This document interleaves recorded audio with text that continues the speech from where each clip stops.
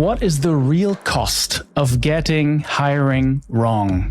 Yeah, the real cost of getting hiring wrong is 15 times somebody's annual salary. It's extremely costly, and everybody kind of knows that.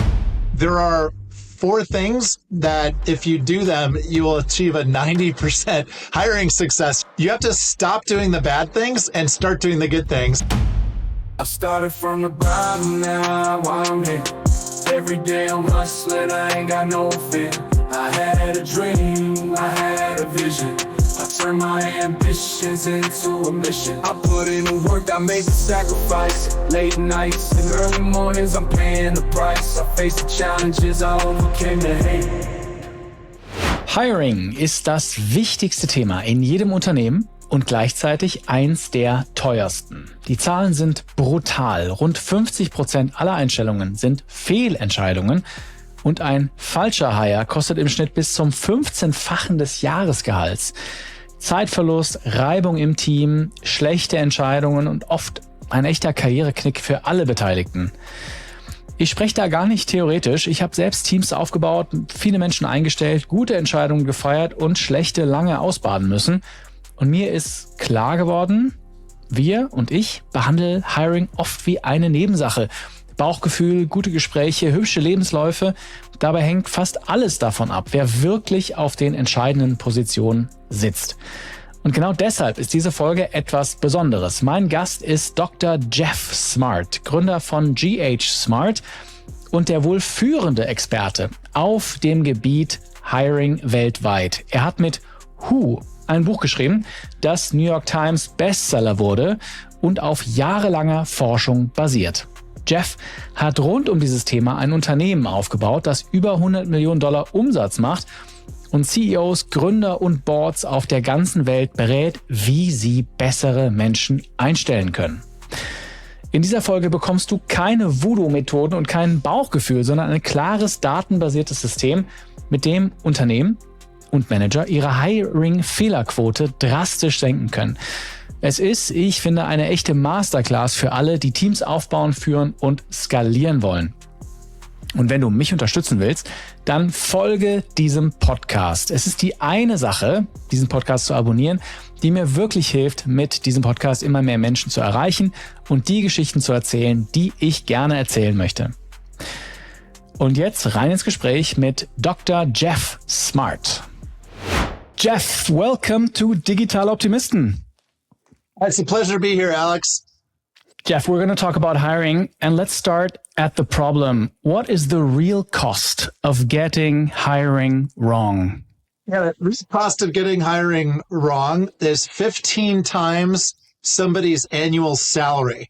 So what is that, and how did we come up with that? We measured how much it costs to hire people, develop people, manage people, give them computers, give them, the cost of employing someone, and the delta between making a hiring mistake where then you have to repeat the process versus having an A player, which is a desirable hire, is 15 times someone's salary. So it's extremely costly, both in financial terms as well as in career terms, to get hiring wrong. And everybody kind of knows that.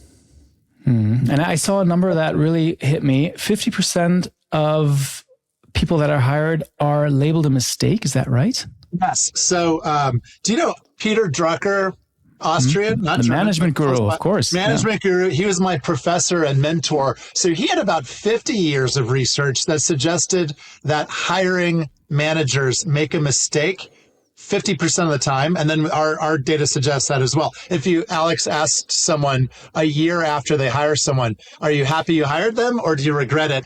People, if they're being honest, will report a 50% error rate. Imagine the cost of that within your company, within your career, within the sort of global economy. That's insane, yeah. So, I worked in the US and in Germany, and I can tell you that labor laws are a bit stricter in Germany. So it's harder to hire, but also harder to fire. So I would even assume that these numbers would even be higher because it just takes so long to find new people. Yeah, better to get it right the first time, right?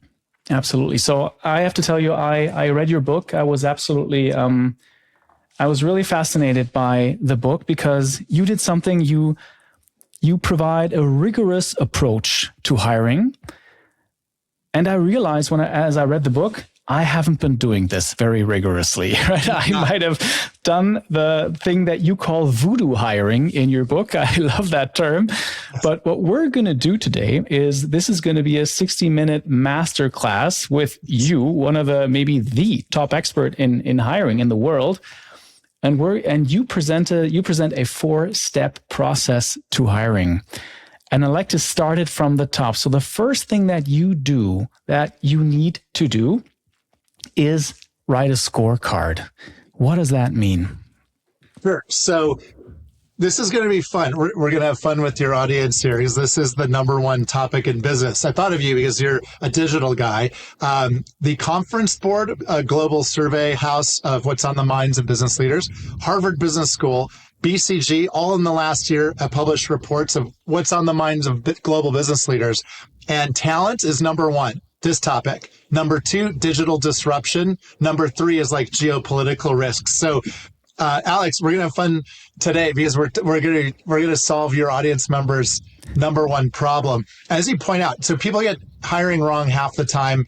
There are 4 things that if you do them, you will achieve a 90% hiring success rate. That's what our research and statistics suggest. So imagine improving from 50% to 90% your listeners' ability to hire someone they don't later regret hiring. So your point, so you have to stop doing the bad things and start doing the good things.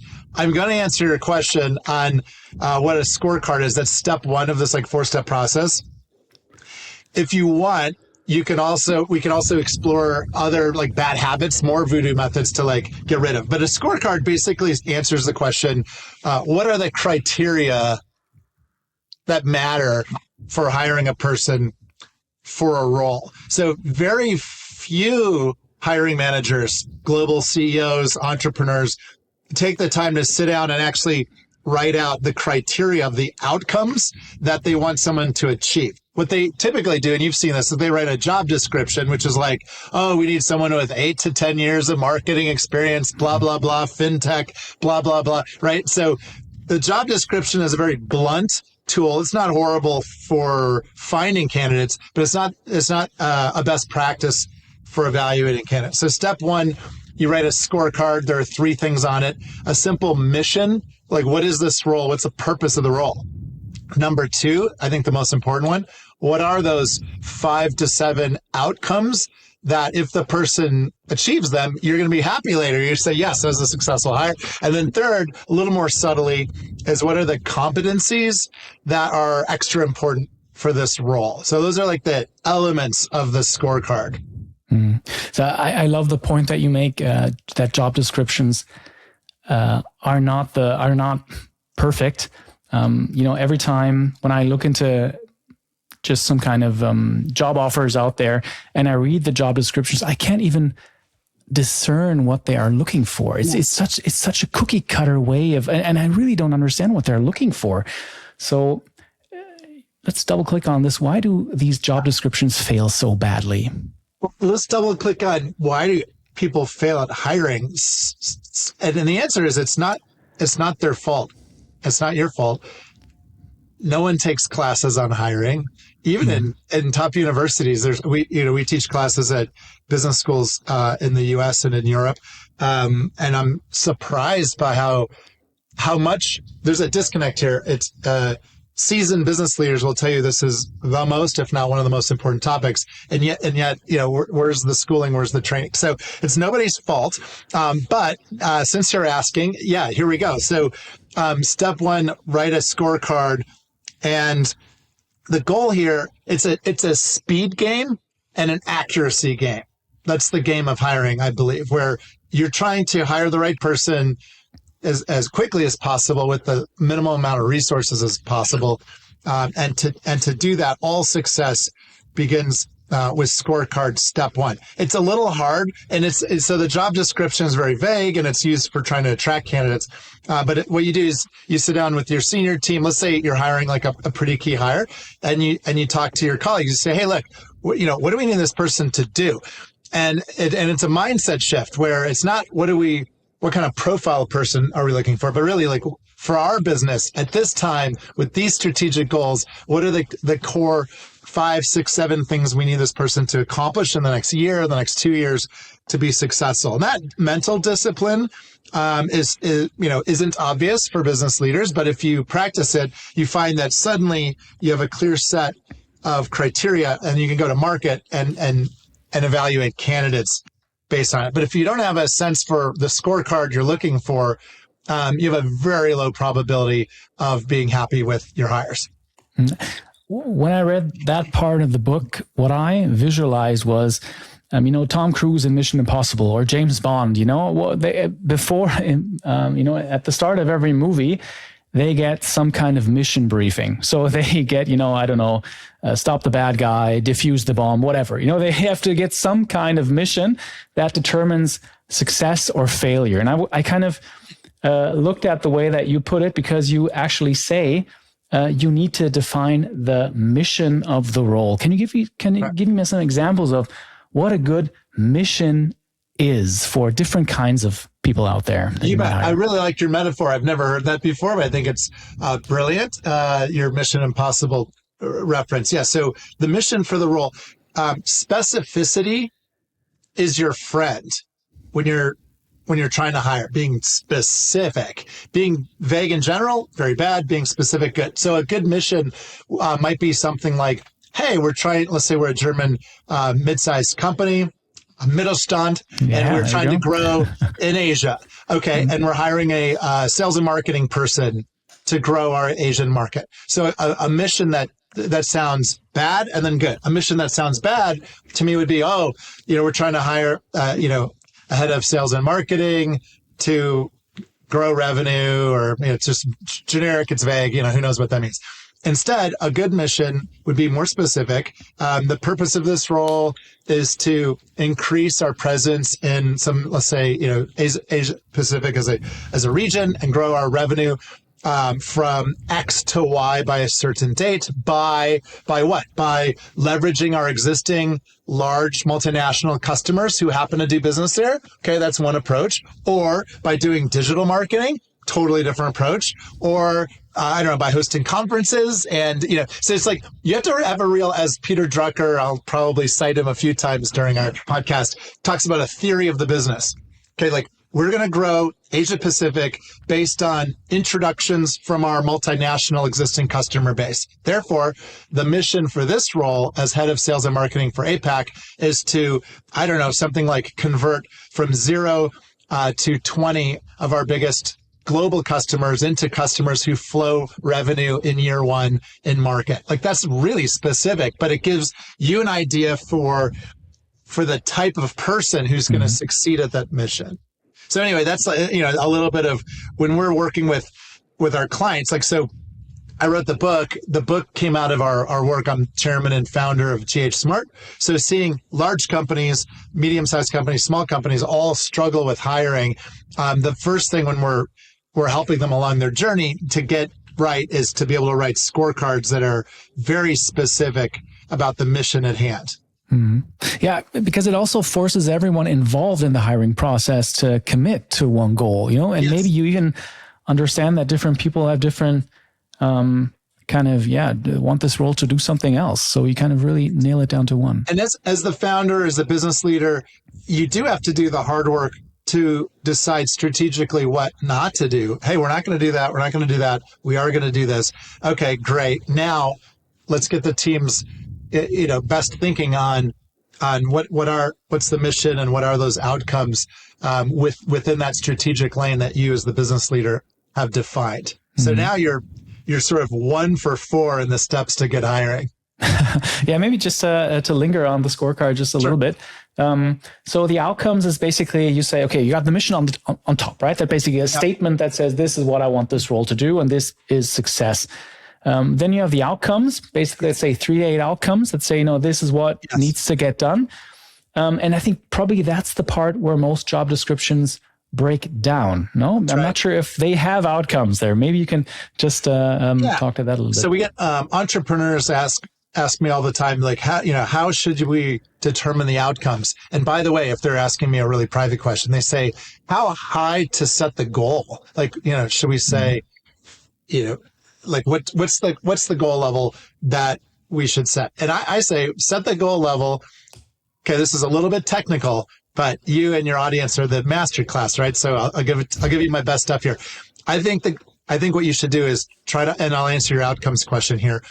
You want to hire people where only 10% of the talent pool available would be capable of achieving that threshold of outcome.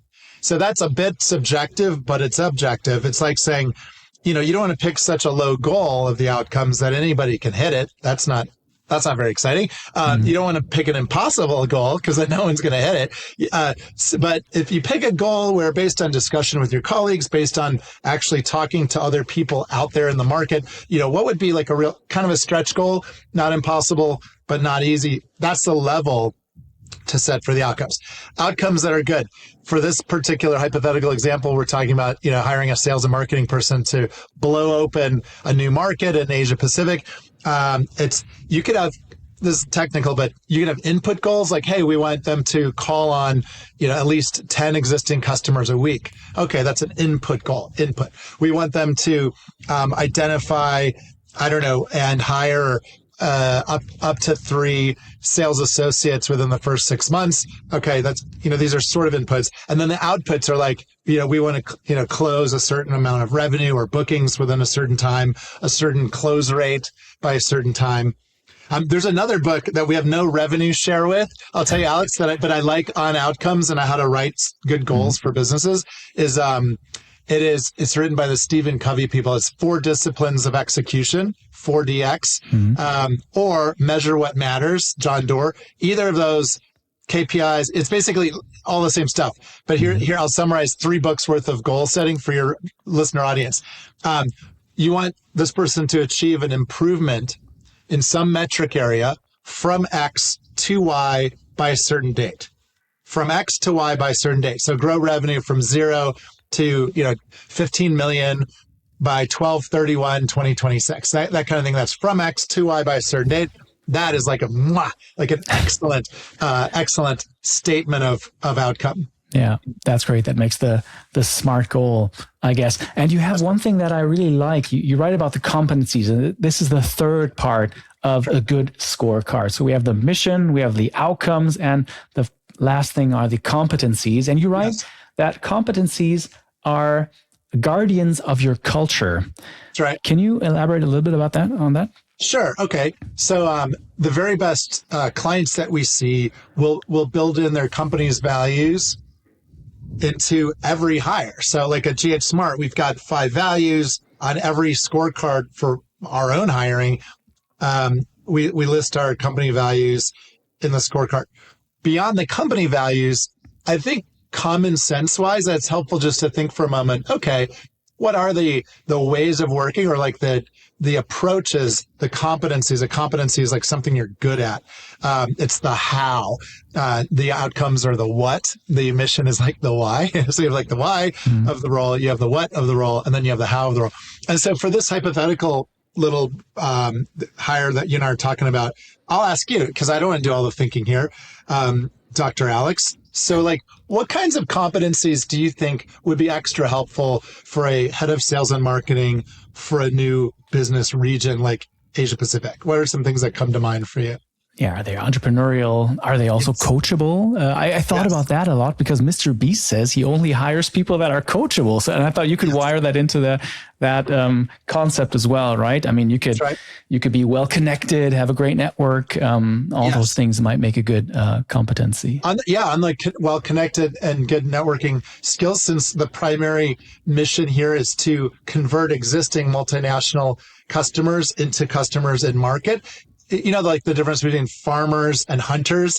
This sounds like kind of a farming, sort of approach. So take these warm leads of these existing business relationships and build real relationships. I like your point about being on culture too, especially in sales and marketing. Let's not sell people things they don't need. Let's not, play games, and just like sign up a bunch of customers and then have them be unhappy. Let's genuinely care about customer satisfaction. That's how we're going to build brand and trust in region. So, all that stuff should find its way onto the competency list. I'd say speed would be a favorite one too. Just, you don't want to slow overly analytical person for our hypothetical, open the doors in Asia Pac. You want someone who's moving fast on planes, action oriented, that kind of approach, not someone who's like sitting there going, let's see if we slice and dice this region and where they're like not actually doing the selling part because they're overanalyzing. Those would be some things that would come up for me on competencies for this particular example.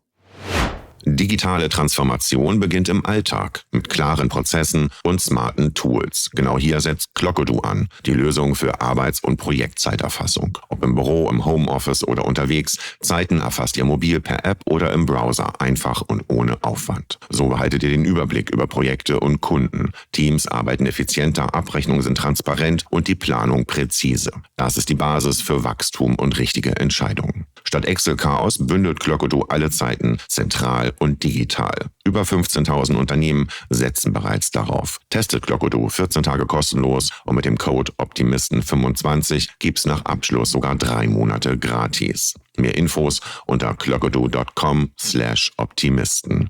Den Link findet ihr auch in den Shownotes. That makes sense. And you have one thought in the book that I thought a little bit about, and you say that with this scorecard, you're going to avoid one of the most common hiring mistakes, and that is hiring the all-around athlete. I found that very interesting. This is a controversial question. I believe conventional wisdom is wrong here. And so I'm a researcher, a consultant advisor. I'm one person. This is my opinion. You're getting my unvarnished truth, which is this. In our experience, you have to be a pretty small company to want to hire the all-around athlete, because like, let's say you have no money, you're just starting out, you've got a couple of co-founders and everybody's doing 5 jobs, right? Okay, fine. I will grant the exception that for very, very small startup companies, a good hire might be good at many things. Putting that aside, for anything over startup level, growth, medium size, global, it's really about hiring specialists. Like quite simply, even in this example, would you rather hire someone who's good at sales and marketing and PR and legal and communications and production efficiency and IT and no. Do you want a sales animal who's going to hit the ground running and go land some contracts in Asia? Yeah, that's what you want, right? So I believe everybody's good at a small number of things. And I believe that good scorecards have a very narrow focus about the goals and the area of focus. So I'm trying to emphasize the points of specificity and focus equals hiring success. When you hire someone who's generally good at a few things, they're probably not excellent at the 1 or 2 things you need them to be excellent at. And that's the real fun of hiring. To me, that's a little bit like surgery, where you're getting very specific about what are the value creating activities here in the scorecard that matter most. And then of these candidates, 3, 4, 5, 6 candidates, they're like finalist candidates, who's really good at the small number of things that matter the most. That's when you end up making that life-changing, career-making hire where you're like, oh my gosh, that was such a great hire. Yeah, I think the interesting thing about the first step of your 4-step process, building the scorecard, for me is front-loading some of the work, because that might have been one of the biggest mistakes that I've done is, let's just copy-paste the past job description, maybe the person who left the role, and think, I'll just kind of find the candidate when I see him or her. Yep. But this gives it much more structure, and I like this idea of what do I really need this person to do? Because I wondered as I read that part of your book, do some of your clients realize that they might not even need to hire? Because I thought, maybe I don't even have a need if the mission is not as clear, or I can't even define the outcomes. Yes. That's right. I think that would be a reasonable pushback. There's scarce resources, and businesses that prioritize well and allocate scarce resources to highest and best use outperform those that don't. And so, yes, any business of any size, I think doing a scorecard provides the discipline to ask the essential question, like, is this role needed? I think then the next hard part is to figure out what part of that role is more important than other parts of the role, and then to really focus your search around the hard but important parts of the role. And what impact does AI have on this scorecard approach? Because suddenly, for the first time ever, I don't need necessarily to source real people, but I might also just use an agent or automate some stuff. So how has your approach changed with AI? Yeah. I think I'm, based on what I've learned about you're a AI optimist, a pragmatist. Yes. Yes. Not delusions of grandeur nor doomsday. It's somewhere in the middle, and I'm right there with you. So, as fellow brothers of AI optimism, I have a couple thoughts on AI. One is absolutely, if in making a hiring decision, you can hire a person or hire an AI, if you will, just to use a sort of creative terminology. I think that's a perfectly reasonable business and strategic and financial question. You will for sure have to have people in your company. If it's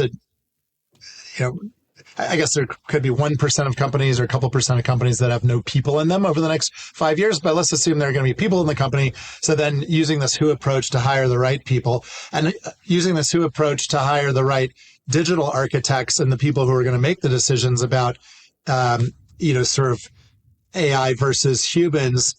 Those are really key hires. Those are key hires for any size company. But right now, especially, I think this could be the golden age of leadership and management, where we can have tools doing rote, mundane stuff, or, doing functions that the tools can do. And then you have people doing hopefully higher level thinking and strategy and coaching and advising and selling and trust building and all that kind of stuff. At Geoff Smart, we have a secret internal slogan about this exact question, which is what we aspire to have is to offer our customers high touch on top of high tech. So high touch on top of high tech. So high tech AI tools, AI products, making use of data, making use of IP. For sure, this is a good thing for everybody. But it pushes up on the importance of the people in the equation and the degree to which they are well matched for their role or not. So to me, what does AI do? Is AI replacing people? Is AI, sort of making hiring less important? Like, no. if AI is just an accelerator, an amplifier of the same problems we face as business leaders, which is hiring the right people, having the right who and the right where, doing the right what. Knowing that if you blend that with technology, you could build really fabulous businesses quicker than ever before. All right, let's move on to the second part of the 4-step process to be better at hiring, and that is source. And you call it generating a flow of A players. What's the main goal of the sourcing step? So if the scorecard step just tells you the target you're aiming at, okay, now we know the blank, non-filled out, almost like report card of what we're going to use to evaluate candidates. How do you get candidates? For your entrepreneurs listening, that's the number one question I get asked at conferences and speaking events is like, okay, no, I get it. Jim Collins, good to great, get the right people on the bus and the right seats. But like, where are these people coming from? How do I source the best talent? So Alex, this is really fun. So for the Who book, by the way, this isn't, I co-authored it with Randy Street, my colleague, and about 20 people from Geoff Smart. We took 5 years and we wrote that book. It's based on over 10,000 cases of successful and unsuccessful hiring, real cases, like real life stuff. We used the University of Chicago's Steve Kaplan was an outside third party who conducted the analysis for us to look for insights.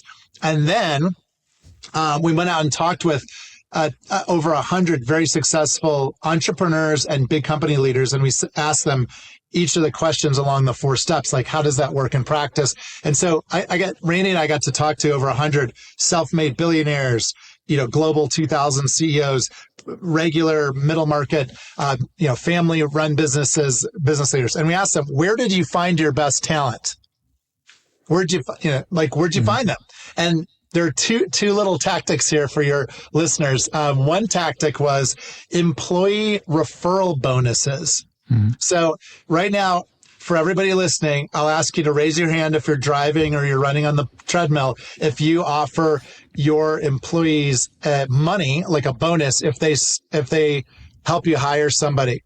And about 30% of companies have a decent employee referral policy. But almost all of the 100 titans of industry we interviewed, they all swear by this method. They say, look, Alex, if your employees are constantly on the lookout for talent, if you talk about this as an expectation, if you reward them for sourcing people in, you will have a limitless supply of great talent. And by the way, your employees kind of know your culture and they know your personalities.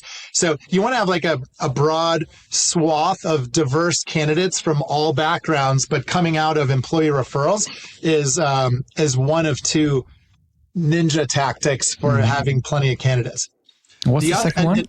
The second one is, we call it the list of 10, which is, so employer referrals work for all level of employee hire, all levels, junior, up to senior.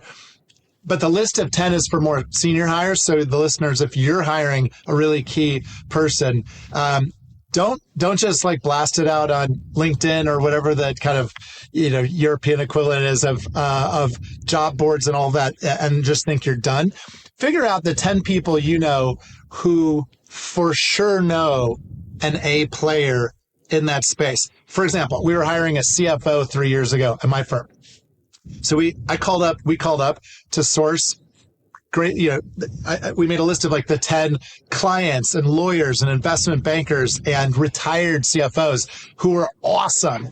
I remember the CFO of Medtronic, this big, very successful company, biotech company. I called her up and said, hey, we can't afford you to be our CFO, but who are your proteges? Who are like the very best CFO people who are maybe one step away from becoming CFO who we should talk to? And we generated fabulous candidates that way. So a targeted list of 10 people who are highly well networked, probably who have done that job and are maybe too senior to be your candidate, but they for sure have mentees and people they know. That's a wonderful way to get great candidates fast.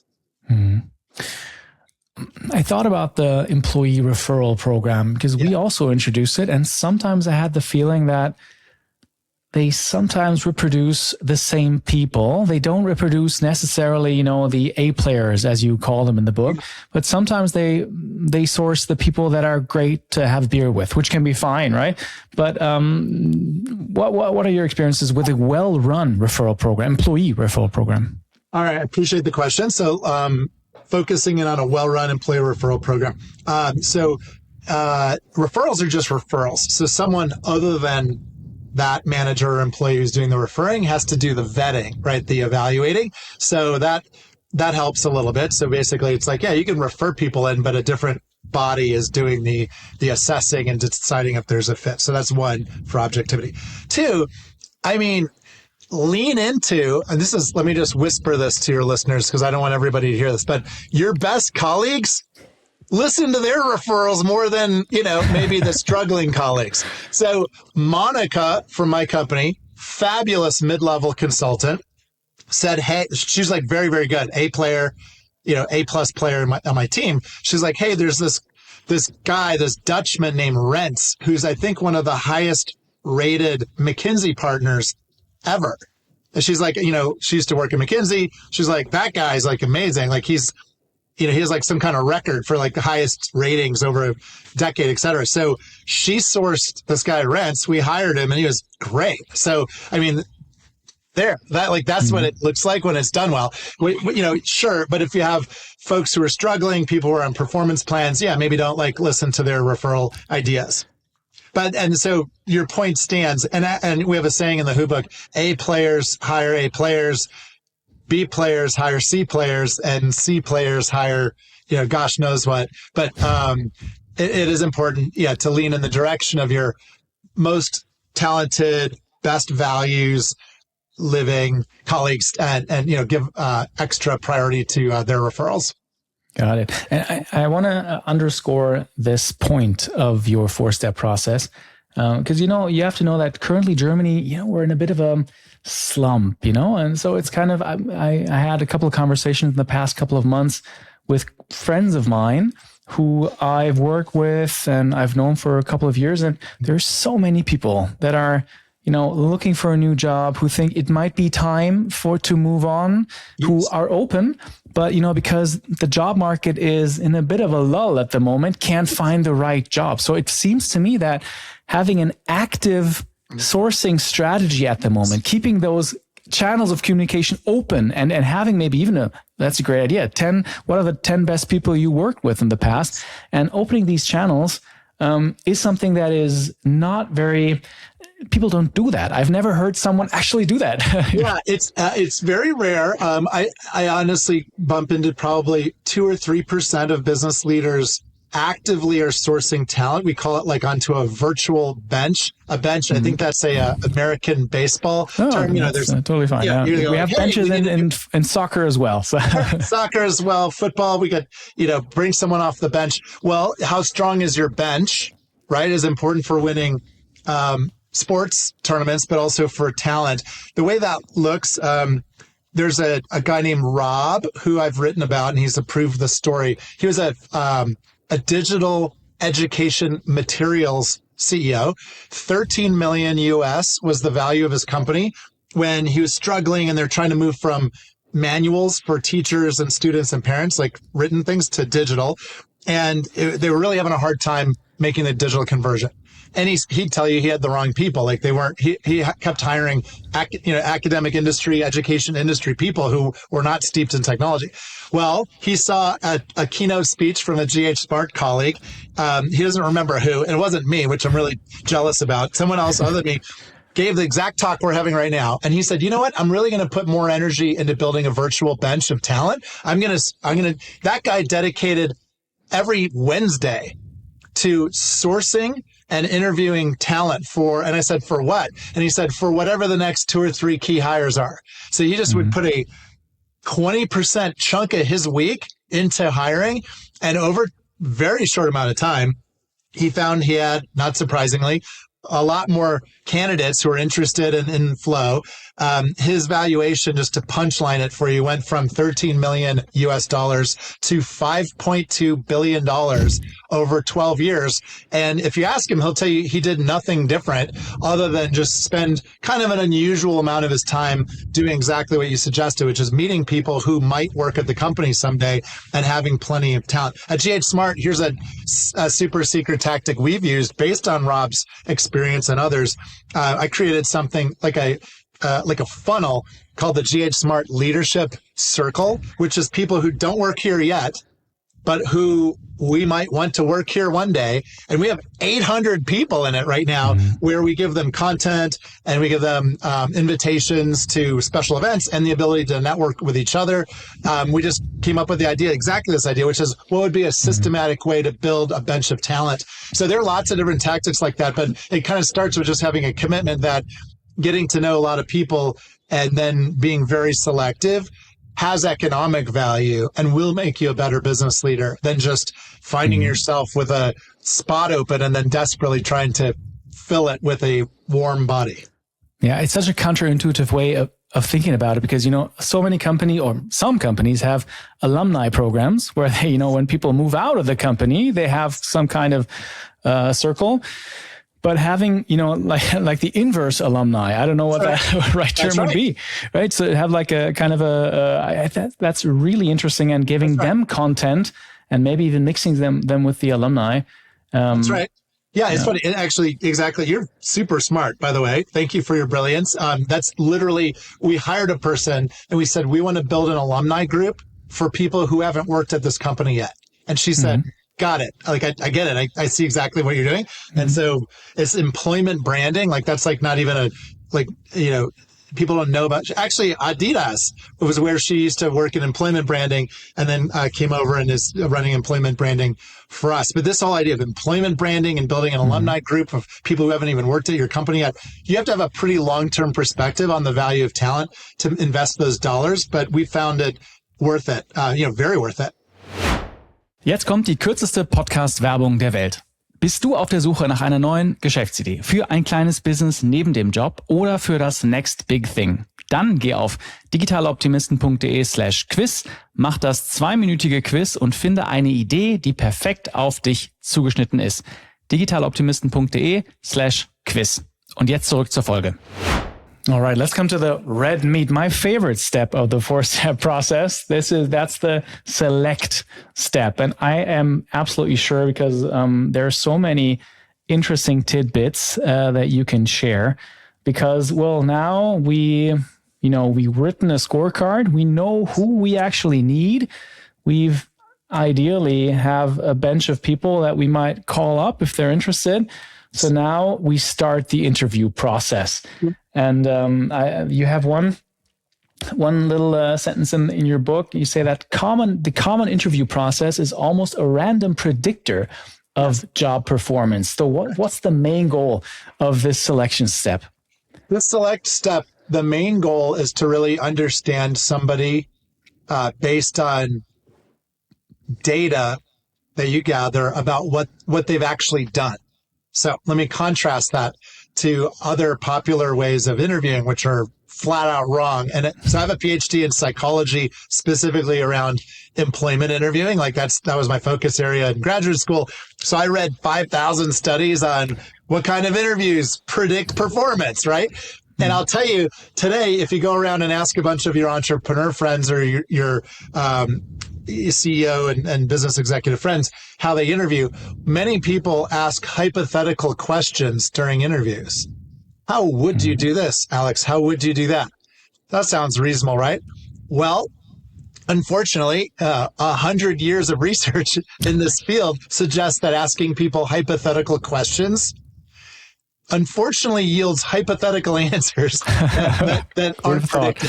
So stop it. Everybody listening to this podcast, stop asking candidates hypothetical questions during interviews because that data is not that useful. People know how to, kind of fake an answer. There's no accountability. There's no so what you're trying to do is figure out what they've actually done in lots of situations. And if you do that, now suddenly you can have a picture of what they're likely to do in the future. Like, for example, if you ask them, there's this one guy who's interviewing for a job. We did the assessment of him. Our client, big financial services company, thought, this is the perfect number 2, like COO for this company. $10 million US was the base salary for this role, like very expensive role. Mm-hmm. And the client was pretty sure this person was going to be a great hire because they worked at well-regarded previous employers and they interviewed very well. Okay, so we're doing this long who-style interview of this person, whom we found. So he had all the right answers if you asked him hypothetical questions. But when you actually find out what he did, and we'll do the structure of the who interview, but basically it's a chronological walk through their whole life, starting in the education years, what were high points and low points. Well, one low point was he was arrested for selling drugs in college. Mm-hmm. Which is okay, that's something. Mm-hmm. But he said, how else was I supposed to pay for college? Which reflects some character deficits today, based on his reflection on something that happened years ago. And then for each job they've had, you walk through what were they hired to do? What did they accomplish that they were proud of? This is good data, not hypotheticals, actual what they accomplished. What were some mistakes they made or low points? Fourth question, who did they work with? And if you write down the boss's name, how do you spell, Schmidt? Okay. SCHMIT. Got it. Okay. You ask them, hey, what was it like working with Herr Schmidt? And then what will Herr Schmidt say it was like working with you? And then if it's okay, we'd like to talk to Herr Schmidt if you advance to the next step in this interview process. And they say, okay. And then finally, why did they leave that job? So these are the questions that yield good data that you can actually make a good hiring decision on, not hypotheticals. In this example of the guy who sold drugs in college, his most recent job, we asked, why'd you leave? And he said, well, he had a slight difference of opinion about some policies with the CEO. And we said, well, what kind of difference of opinion? And as it turns out, after asking for what, how, tell me more, what difference of opinion, how did that play out? Tell me more. We learned that he he left his last employer because he falsified financial information in order to inflate his bonus for that year. All right. And so, that's useful data to understand what someone has done to predict what they're likely to do in the future. You can't get that level of insight by asking hypotheticals, questions. Yeah. Got it. So let's break it down, because you have, you make it very concrete. You say that a good interview process needs 4 interviews. Yep. And it starts with the screening interview, which is basically culling the list. You might get referrals. You might get inbound. Some people from your company from other companies might reach out. And my key question here is, and basically your first job is to, weed it out, right? So cut it down to people that have that you want to spend time with in the subsequent interviews. So how do you quickly interview and weed out bad candidates in these screening interviews in the first step of the select process? Very important. So step 1 with the screening interview, we played around, by the way, with lots of different formats of the screening interview over time before we wrote the Who book. And it's like trial and error. And these screening interview questions help you quickly figure out if someone's not a match. It's hard to tell if they are a match. You need to advance them and then do more work. But you can weed out people by asking them what their career goals are. Number 1, hey, Alex, what are you hoping to accomplish in this next step of your career? I think that is an important question, because you don't prime them with anything, right? You just ask them, what do you actually want to do with your career? So it's unprompted, and they don't, because that's sometimes bad interviews. When I catch myself, or, I kind of go to bed after an interview day, then sometimes I ask, why did I talk so much? Why did I prime them in a way? Why did I give them the answers? Yes. Those are bad interviews, but asking a very broad question, what are your career goals? Yes. Kind of avoids that. I think that's right. These open-ended questions that get them to share real information are very helpful. Ask them. The second question is, I'd love to know more about your strengths. Like, what are you really good at and that you want to do, use in this next job, and give me some examples. The number 3 question is, what are you not as good at or not as interested in?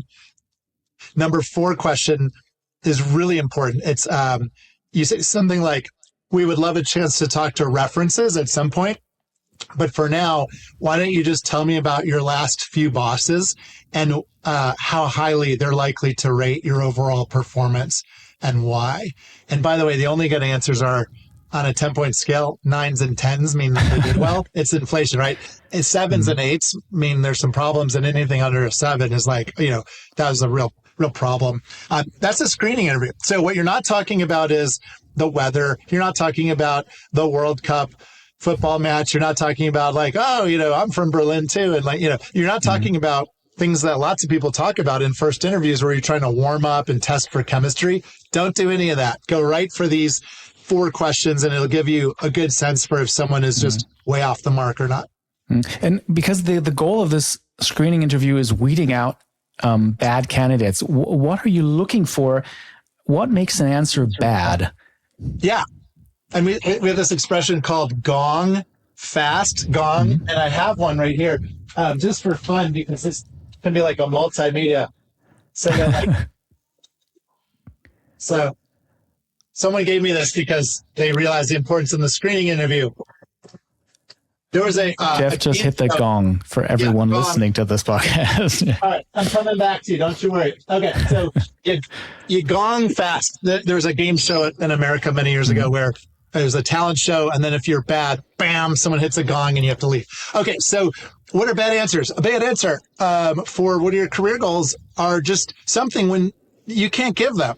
As an employer, I want to give people a job where they're gonna get their best talents and interests met in this next job. So remember that Open Up Asia Pacific example? So what if someone tells you, oh, you know what? My career goals are, I've been traveling a lot. I really want to travel much less now. Oh, you know what?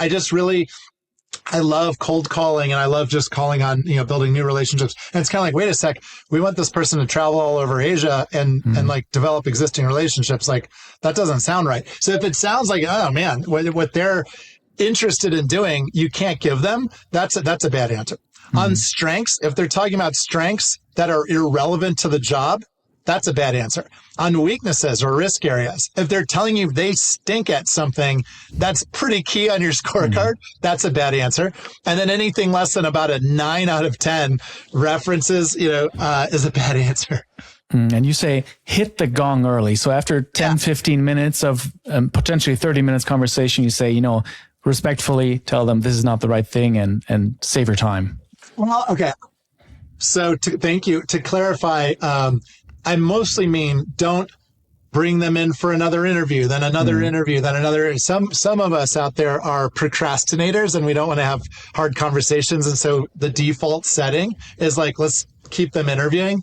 So we say like, don't do that, but it doesn't necessarily mean like end that interview quicker because you want to be respectful. You want to get, if it's a half hour that you have set aside, it's just too weird. I've tried to do it, but I can't bring myself to tell someone they're a bad match, like in the same interview generally. But what I will do is I'll accelerate the pace of questions where I'll be like, oh, okay, the next thing. Oh, we're out of time. Oh, it's like 20 minutes in. You can kind of end an interview quicker that way. Yeah, I got it. So is there any ratio that you recommend to your clients? How many people should you aim to screen out in that step? Yeah, so there's junior level hiring, mid-level, and kind of senior level hiring. Let's say for the really important hires that are like more senior, for whoever's listening, like your direct reports, kind of thing. There's not like an ideal prescribed ratio, though I will say, here's what crazy good looks like. Remember I told you we hired a CFO a few years ago. We looked at 158 candidates. And narrowed it down to the one person we hired. So that's an insane funnel. Like that's a lot of candidates. If you hire a search firm or you like are a normal hiring manager, maybe you're looking at 6 or 7 candidates and then you're trying to narrow it down. So I don't know. I don't have a good answer to this question because it sounds crazy and your listeners are going to turn us off if I tell them that their funnel should look like 100 turns into 5, turns into 3, turns into 1. But for a super senior hire, those are kind of the numbers that we're talking about here. So you get, it's not you personally doing all the work too. You have HR, human resources, you have other people helping you source and vet people. But once you're involved as a hiring manager, maybe there are 5 to 10 candidates that are in play. And then your goal is to try to figure out how to get it down to like 2 pretty quickly. And then you wheel out the other interviews you're going to ask me about because you're German and you're into process and you're very disciplined. And I appreciate that about you. but like, don't do the other interviews with anybody who you're not thrilled to advance to the next step. I think that's a great point. And I have to be honest, I think that's one of the biggest learnings that I had in my own experience. If it's not a hell yes, it's a no. That's right. Because, I think the amount of tax you introduce to an organization with a candidate that you're kind of lukewarm about, and trying to get, maybe Nancy thinks he's great, or maybe Bob uncovers some strength that I didn't find. I always think that's probably not the right thing to do. And also because the second interview that you propose is the who interview. And the interesting thing about this interview is it's much longer than you might expect. So it makes sense to whittle down people in the screening process. So tell us about the who interview. So the discipline here is you and others are doing the screening interview, and then you've got some candidates. And of the folks who sort of pass the screening interview, what we recommend doing and how we manage CEO succession, senior executive succession at our clients is, maybe there are 7 candidates in play. Like, which are the best 3, and like, let's wheel out the heavy duty interview for those, 2 or 3 candidates. So the who interview takes about 2 or 3 hours to really walk through someone's entire life.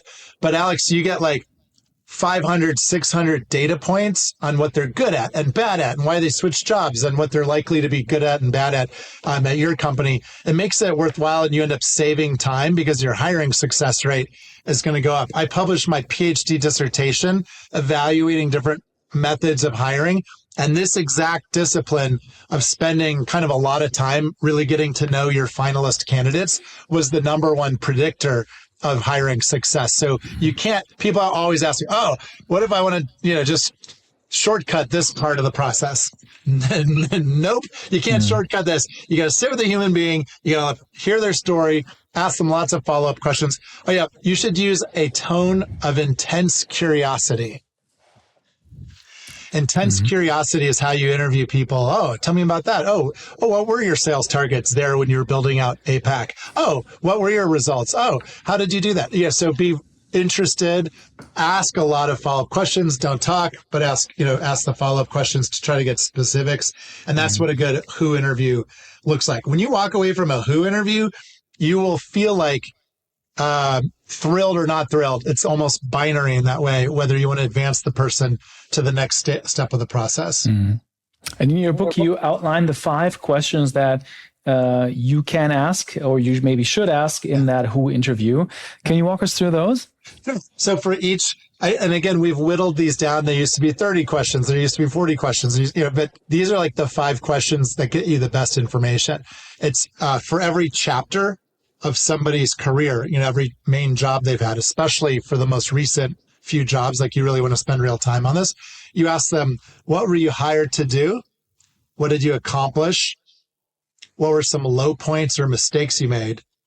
Who did you work with? And what was it like working with that person? And what are they likely to say your biggest strengths and weaker areas were back in that job? And then why did you leave?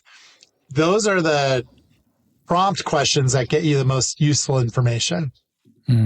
What I like about this is kind of where psychology also kind of plays a role, because you have this concept of the threat of the reference call, which I really like. You also hinted at that in the screening part of the interview. Basically, and this is a big kind of an interesting part of it, because if the idea behind, maybe you explain the idea, why should you make it so obvious that there might be some reference checks coming up in the process? Because of the accountability of it. So do you know the fake weaknesses people claim to have if you just ask them? I work too hard. I'm impatient. I'm impatient. Yeah, exactly. Oh, what are your weaknesses? Oh, yeah. And so that's what you get. You get that sort of low value data if you ask someone just like, what are your weaknesses? Now, instead, if you ask them, what was the name of your boss? And they tell you, and they like, I even do this thing where I'll be like, oh, okay, Janet Schmidt, like, how do you spell that? And you write it down and you put it aside, and then, they see you write it down. It provides accountability to the question. What do you think it was like working with Janet? What do you think she will say were some of your strengths and weaknesses back then? And with your permission, we'd like a chance to talk to Janet if you advance in this interview process. Now, suddenly, you can't be like, oh, I work too hard, I'm a perfectionist. You'd be like, Janet would say I was slow to meet deadlines. Janet would say, that I occasionally yelled at the rank and file workers, that kind of stuff. Because they have to, I don't know, they don't have to say it, but people feel compelled to tell you what someone's likely to say if they know that you might, talk with them. So that's what we find, it just a much more useful way to frame that question. No, that's really smart, because I think what I'm getting out of this conversation is the main goal of these interviews is looking past the person that they are displaying in the interview and getting to the real core of the person. Correct. So that's an interesting thing. And also you referenced this before, is you call it, let's call it restless curiosity. So you always continue asking and try to uncover things that, might be past the first question or the second question, getting to the bottom of things. So I guess first when I read the part of the book, I said 3 hours. That's super long, right? But I guess it fills up quite quickly. It goes quickly, and in fact, we do like the industrial strength version of the Who interview, and we're helping companies pick their leaders.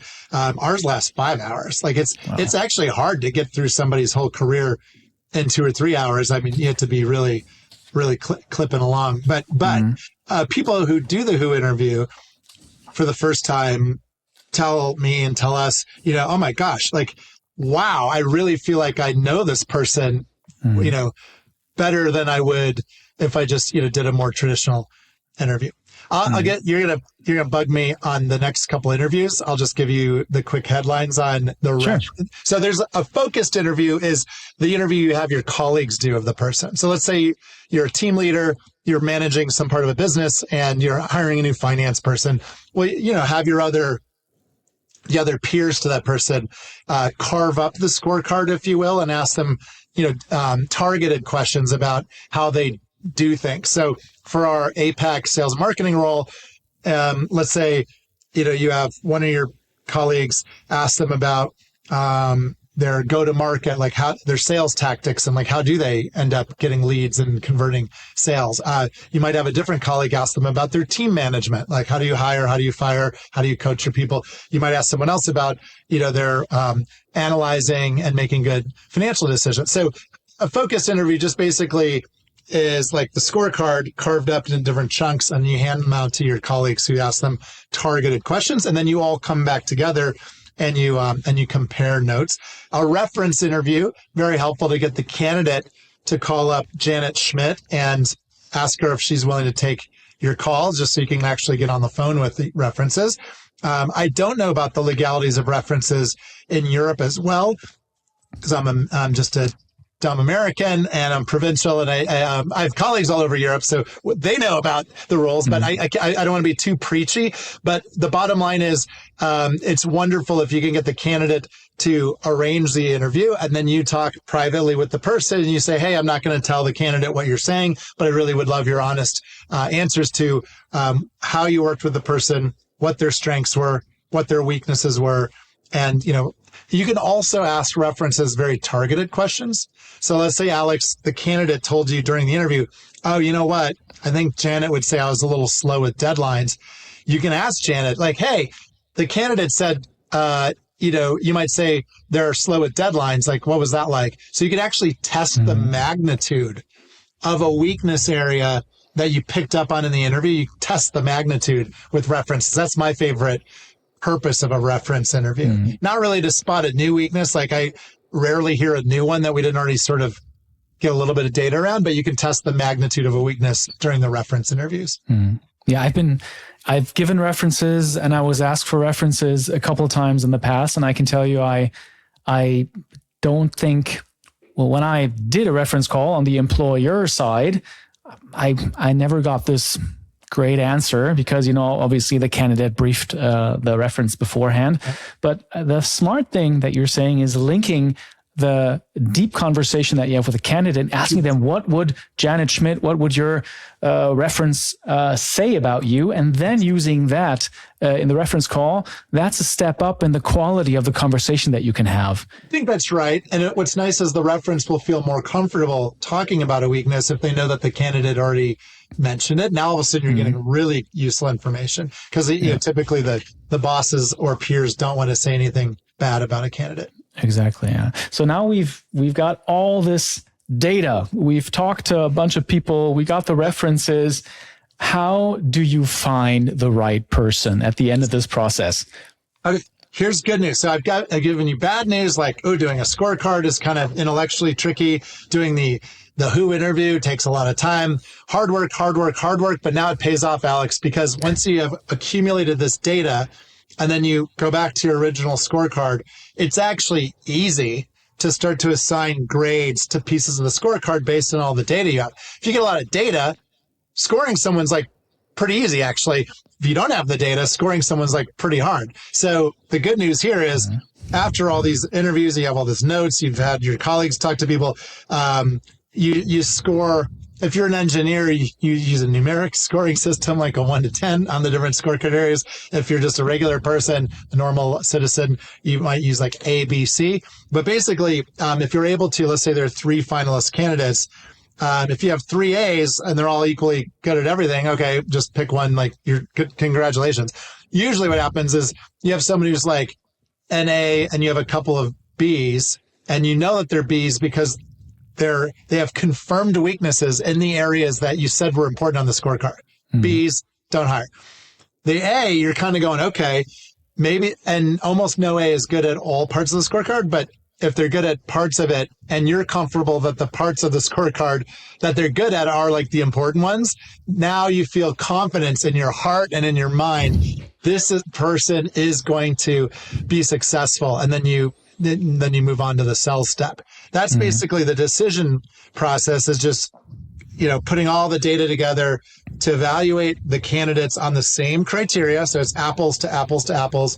And then if you have an A, you have an A.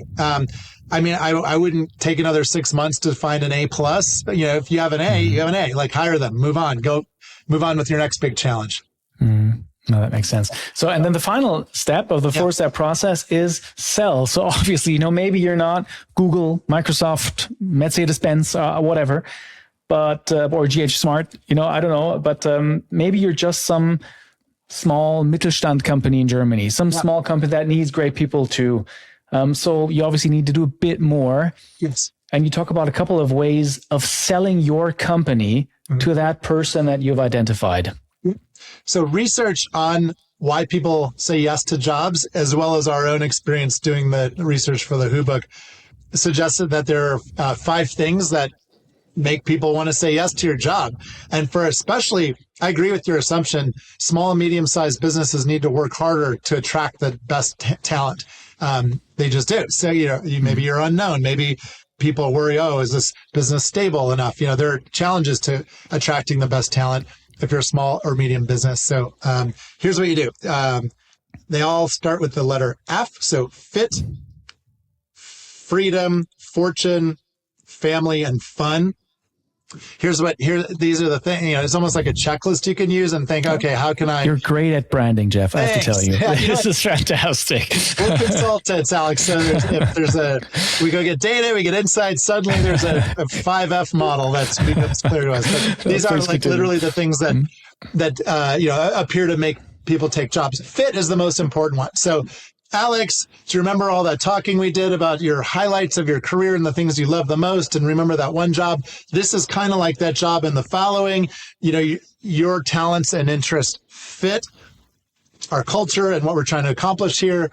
We think you're going to be successful. So selling the fit is probably the best one.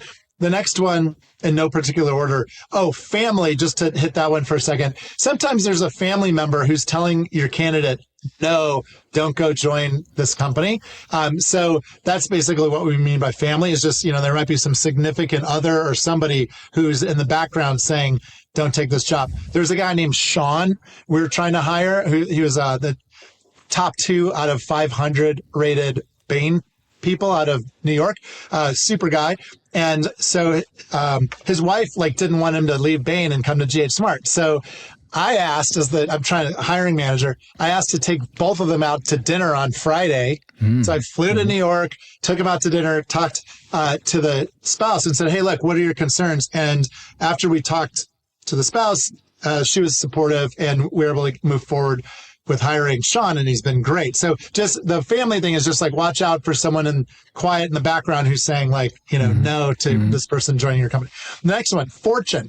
Be very clear on how much money people are likely to be able to make if they perform well, if the company performs well. The more specific, the better. It doesn't have to be astronomical, but if a lot of companies, I think, blow it when they're vague about how much money someone can count on. And, you have kids, you have, college payments, you have, a house mortgage, so it's better to be clear than not on fortune. Freedom is something people really want today. So just show, hey, look, here's, how you can achieve freedom or flexibility working here.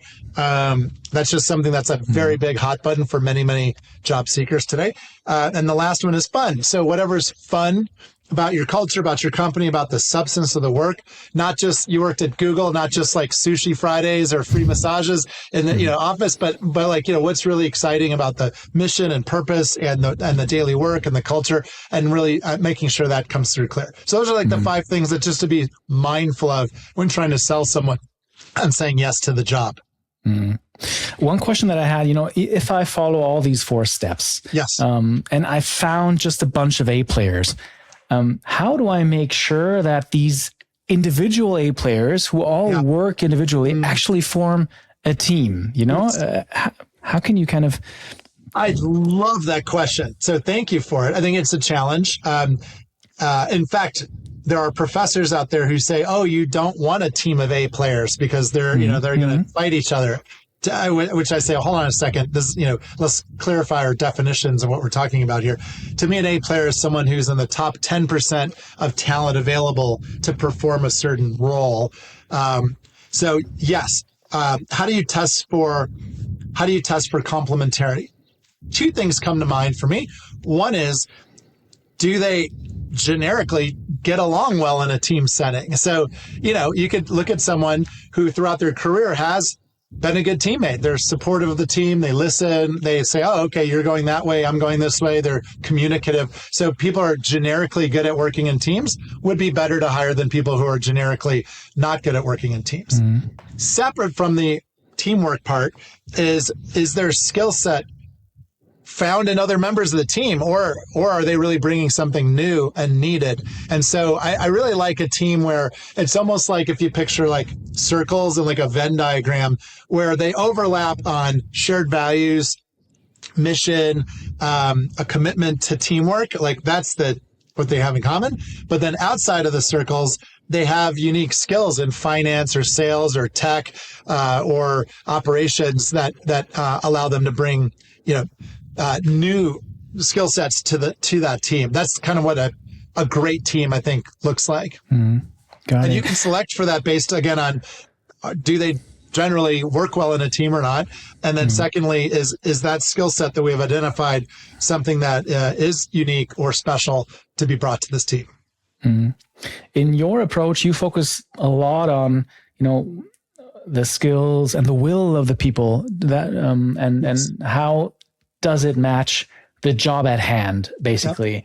Yep. In the past couple of years, many tech companies have maybe taken a nuanced approach. They've introduced the concept of DEI, diversity, equity, inclusion, to get more diverse people on the team. Has this been, in your view, a good change in many companies' hiring? What are the positives and what are the drawbacks? So the short answer is yes. Here's a book I'm just pulling off my bookshelf. It's a research-based approach to basically do diverse teams succeed more than less diverse teams? And the answer is yes. So diversity for diversity's sake, morally, ethically, is lovely. But the good news here is it's a big win-win. So if you have highly talented people from different backgrounds, they will outperform a team of just like all the same people. I remember there's a stock trading company in Chicago who wanted to work with our firm that we politely declined. It was all like one type of person, and their stated scorecard when I asked them about how they hire is ice hockey players. And I was like, yeah, but like, and they're like, no, we only hire ice hockey players. And I was thinking, well, that sounds like you're missing out on a big part of the talented workforce. So yeah, I think meritocratic, scorecard driven, less biased, more evidence-based approaches to hiring is a hiring best practice. And it's a big win-win when you have a team that's just a bunch of the same. You're going to lose to a team that has highly talented people from different backgrounds. So I'm convinced of that. I don't know, practice what we preach. 54% of our partners are women. We win awards at Geoff Smart for having diverse folks, different language speakers, different people from all different backgrounds, which we find do a better job than just, kind of replicating one profile that might be successful. So that's where I net out on that question. Oh, that's great. Thank you. There's so much I would love to talk to you about, but we are running out of time. So, no, Geoff, Alex, if you know this, it's not so. We have a tradition on this podcast, and that is one question that I ask every guest. And that is, what is the best business idea you would pursue if you had more time? I know that you brought some. Okay, cool. And you and I haven't talked about these, so we'll see if they're good ideas or bad ideas. I'll go low tech, high tech, and low tech on my ideas. You know how we were talking about sourcing people and how much of a pain it is to build a virtual bench? So traditional executive search firms, recruiting firms are not set up to help Alex, build a virtual bench. I think there's a niche here, call it like an employment branding agency or a virtual bench company, where if I was a company that had some resources, I would love to hire a firm that would help me build a fantastic bench of A players in areas that I anticipate needing to hire for over the coming years. So I've never heard of that concept. If anyone out there wants to steal it and go make money with it, go for it. But I think a high-end employment branding agency that allows talented managers to leverage their time and build a virtual bench of talent so that you have step 2 taken care of, the source step, so you don't have to wait and have delays to making a good hire. So I'd say that's one of 3. High tech, agentic job search. So there are lots of employment tech companies out there, but I don't see anywhere where maybe it would look like someone doing a Who interview. We have something called Who AI, which is basically like a agent that either will do an interview, a Who interview, or will ride shotgun with you as you do the interview. Randy Street, co-author of the Who book, is CEO, and he's building it. We put a couple $1 million into this thing, and it's spectacular how well it interviews or helps you interview.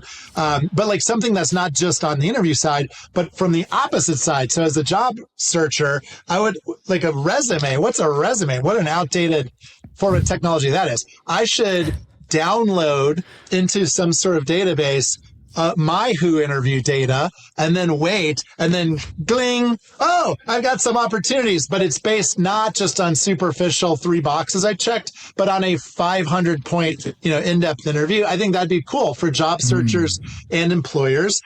Gallup says only 13% of people love their jobs. That's a tragedy. 13% only love your jobs. Well, what if like 80% of people love their jobs? People would be happier. Companies would be more successful. Global business regions would be more thriving. So anyway, agentic job search that's deep and substantive rather than superficial would be my second idea. And the third one, this sounds weird and like, thank goodness it's at the end. We're not going to get political at all here, but building on that point, what if there were a central repository of data analytics on government candidates? So whether it's, municipal city leaders, state, province leaders, country leaders, it does feel like we use voodoo hiring methods, pitfalls to select our elected officials. It would be nice to bring objectivity, data, and rigor into selecting elected leaders, because guess what? Human quality of life is, yes, determined a lot by the private sector, but is also determined by the quality of governments we have around the world. So that's another niche application of the Who book method to make the world a better place. That's amazing. And maybe that's the new subdivision of Palantir that gets announced this year. Who knows? Palantir, powered by Who. Absolutely. Geoff, thank you so much. I during this interview, I made a commitment to myself to have more Americans on, because I just love your energy and the passion and that you have on the topics. I really love it. Thank you so much for sharing your wisdom and being so generous about sharing your wisdom. And all the best, and hope to see you soon. Thank you. I appreciate this. Has been a lovely chat. There are free resources around the Who book, as people like, okay, how like scorecard examples and all that stuff. People can just Google. I have this thing called Smart Thoughts, which is it's an outdated blog. I don't write it anymore, but I warehoused free tools off the Who book there. People are free to just download and use, and so that's a little bit of a give back we're offering people. So good luck to everybody out there on solving their number one problem. And Alex, congrats on all of your success, and thank you again for an enjoyable and I hope useful interview. Thanks, Geoff. Thank you. So, das war mein Gespräch mit Geoff Smart. Die nächste Folge kommt wie immer nächsten Montag. Mich erreichst du unter alexander@digitaleoptimisten.de, und wenn dir das gefällt, dann vergiss nicht, diesen Kanal zu abonnieren. Bis dahin und bleib optimistisch.